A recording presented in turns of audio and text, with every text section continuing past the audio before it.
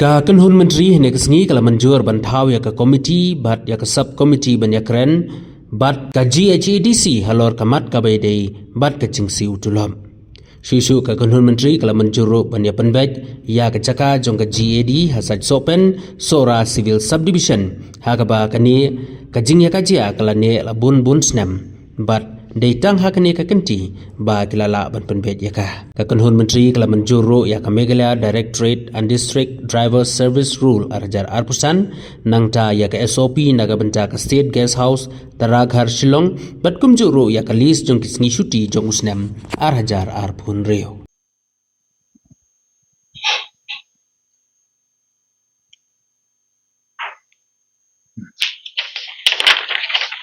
Very good afternoon to everyone. As you're aware that we had a cabinet meeting today, and we have taken up 6 formal items in the cabinet today. The first item was the approval of the Meghalaya Directorate and District Drivers Service Rule 2025.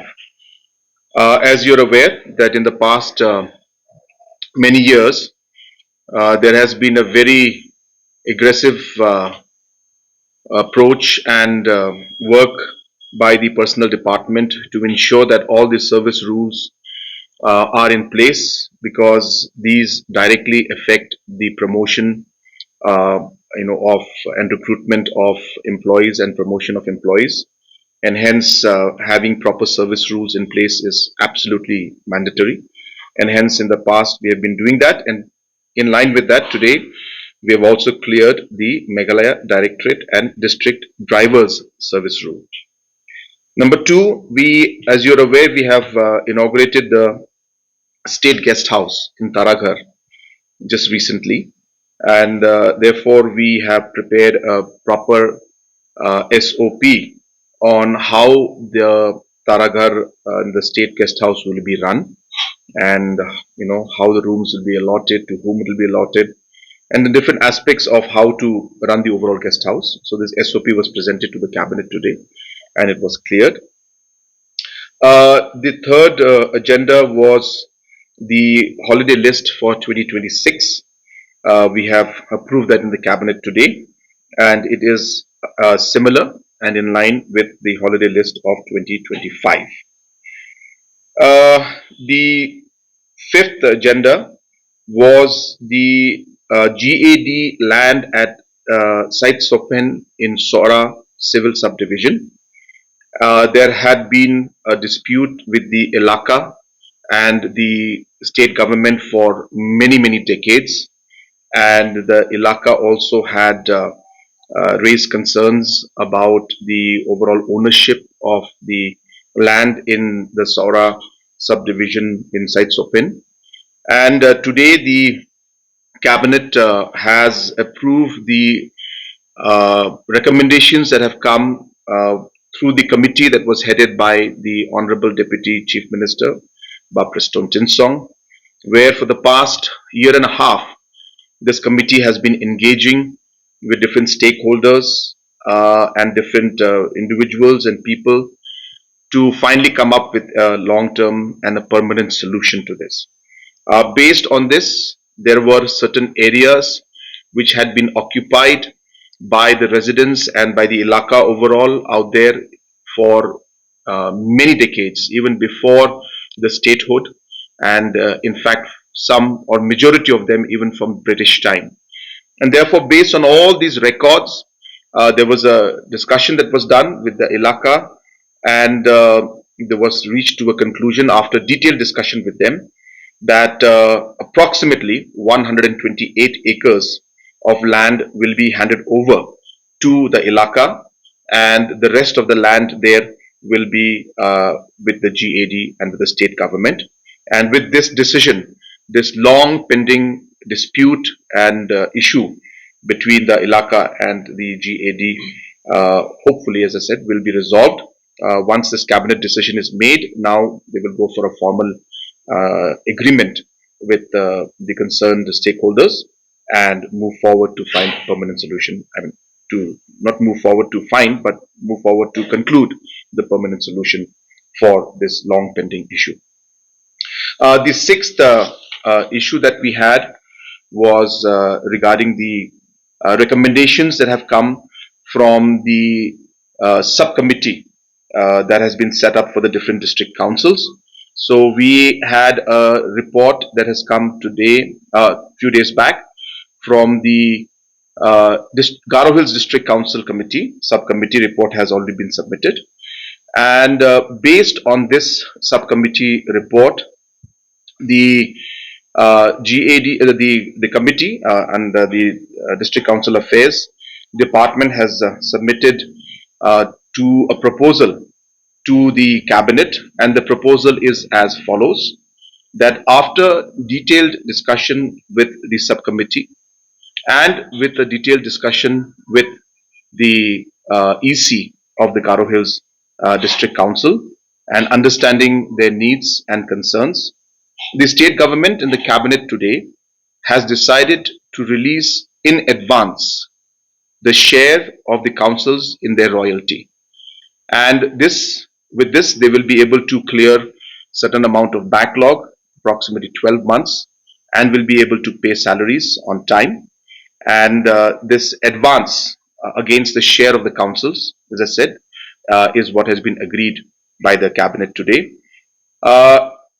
In line with that, the EC has also agreed that once this advance against the share of the council is given to them, they will also accept the appointment of an IAS officer as principal secretary to the GHADC, and to overlook into the financial aspect in terms of the disbursement of the salaries, particularly of the district council, and also to look into certain aspects of financial reforms of the council. Also, it was agreed that the council will be requested to open up an escrow account to manage these funds that will be the advance share of taxes of council royalties, which will be released to the council. The escrow account will be opened up so that it can be monitored in terms of the money that goes in should be used for disbursement of salary purpose. So these were the major decisions, and in fact, we have got a written signature campaign of about close to 800 employees have signed and sent documents to the subcommittee saying that they accept this. And so out of 1,200, 1,300 employees, majority of them have written and sent it to us.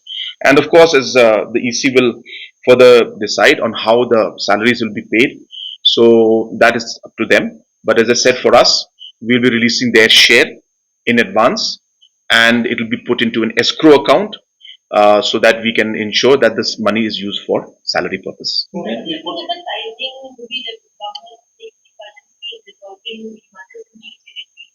Everyone looks at it as an opportunity for the upcoming GHADC elections.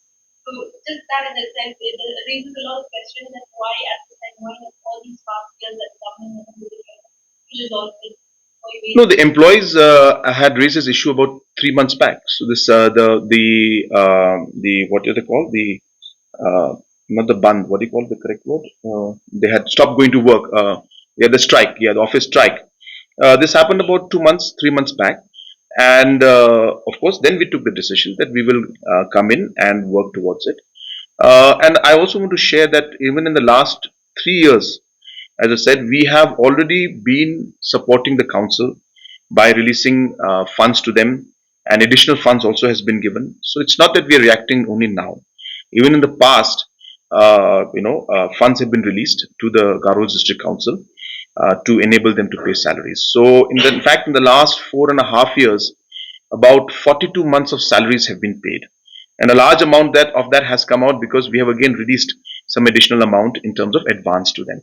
So therefore, we have been interfering and intervening. I don't say interfering. I think intervening is the correct word. Intervening to support them in terms of the salaries and financially. So it's not just now, it's been happening for long. It's come out in public domain because elections are coming, so press is more interested, I guess, maybe. So, maybe they are raising it, but we've been helping them all this while. So one clarity needed. After the crisis is over, now you are helping. So who will be paying the monthly salary? The money is going in terms of an advance of the royalty share, which is their due, which is their money, but we're paying it in advance. This money will be put into the account of the district council. District council will then pay the salaries of the employees. Only condition we are putting is that it should be in an escrow account, which is meant for salary and salary only. So that when the money comes in, it should not be used for TADA, it should not be used for other bills, nothing. It should be used for salary. So the answer to the question is money is going to be given by us as advance. Once it enters their account, it will be paid by the district council to their employees. So this assistance. So escrow account will ensure that there will be at least one or two people who will, in a way, monitor and ensure that the only objective, as I said, of the escrow account will be to ensure that money is used specifically for salaries. That's the whole point. The mechanism of who that we can work out. But as I said, it will not be in the general treasury account of the council. It will be an account created specifically for salary. How long government can hold giving money? Good question. That is the reason why we have the reforms. We have stressed, and the council, the EC has accepted that they will, embark on this entire, process of reforms, which the principal secretary will also be guiding them, and we will look at creating, service rules, financial rules, procurement rules, ensuring that the way the employee strength is rationalized, without really terminating anybody. But we have rationalized it in the last 7 years also, which I've mentioned earlier. That when initially we had taken over, there were 2,400 employees, but then we started rationalizing it by giving VRS to some of the employees. In some cases, we didn't appoint any new person after we say the vacancy came up. We rationalized it and we used existing employees and put them in that position. So this kind of rationalization works will happen, and we hope that slowly and steadily we'll be able to reduce the expenditures that are there. And obviously, with the process of streamlining the financials, which includes computerization of revenue generation, which has been recommended, by the way, by the subcommittee, we are hopeful that this process will move forward, and we'll be able to streamline the functioning of the councils. I have repeated this in the past also, that it's not just in the case of the Garo Hills District Council, but in many other organizations and government bodies. We have seen that government has to intervene and come in to enable the smooth functioning of different organizations.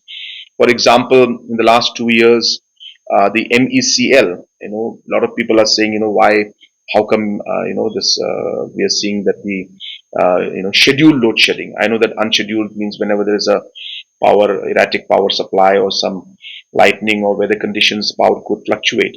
But scheduled load shedding is not something that we are seeing. Now, why is this happening? Because government is giving approximately 900 crores to MECL every year to enable them to be able to buy additional power so that there is no load shedding that takes place. And in the meantime, we are also rationalizing and restructuring the entire MECL so that their costs come down. So we expect that in about 2 years, 3 years time, this bailout that we had given in the last 2 years of 900, we expect that will come down to 700 in the next few years. And in 3 to 4 years, that will come down to about 100, 200. So there's a plan in everything. We have to work out. There are organizations that need help and support. And government has always come in, in a responsible manner to provide that financial stability for the larger interest of public service.